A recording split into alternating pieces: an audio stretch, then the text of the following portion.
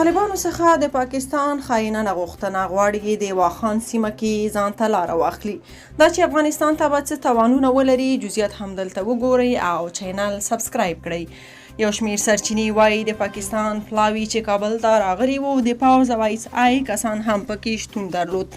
له طالبانو یې غوښتي چې باید واخان غوڅ کړي تر څو دوی مرکزي اسیا ته لنډه او اسانه لاره ترلاسه کړي. د حامد کرزي د دفتر رئیس کرم خرم لیکلي چې پاکستان د کرزي په واکمنۍ کې هم په ځلونو یاده غوښتنه کړې وه خو د کرزي لخوا تل ردېدله. هغه لیکلي که واخان پاکستان ته وسپارل شي نو افغانستان ته به دوه ستر زیانونه واړوي.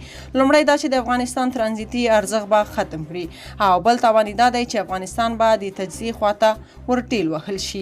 واخان د پاکستان او چین لپاره ډیر زیات مهم او ارزښت لري او د هدف ته د رسیدو لپاره نهایت زیات کوښښ کوي. د چین د یو کمربند او یوې لارې پروژې یا په خاص ډول د چین او پاکستان د اقتصادي دهلیز لپاره واخان ډیر مهم دی.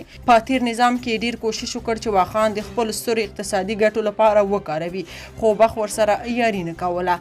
همدارنګه چین او پاکستان په تیرو 20 کلونو کې ډېرې هڅې وکړې چې افغانستان هم سی بیک کې ورګډ کړي چې لوی هدف یې واخان کنټرول کې راوستل و خو دا چې افغان لوري کې د ملي ګټو ساتلو او موثرې مذاکرې پوره پوتنشیل موجود و ونه توانېدل چې خپلو اهدافو ته ورسیږي. تیر حکومت د چین پاکستان او افغانستان درې اړخیزو غونډو کې له خپلو شرطونو یو انچ هم نه په شا کېدو. یو له هغې شرطونو دا و چې د افغانستان لاره بغیر له کوم خنډ ګوادور ته ځي او راځي. که خدای مکړه واخان اشغال کړ بیا د افغانستان ترانزیتي ارزښت صفر کېږي او د اشرف غني هغه کار او هیله چې افغانستان د سیمې څلور لارې یا چهاررهي جوړوله تر خاورو لاندې کیږي.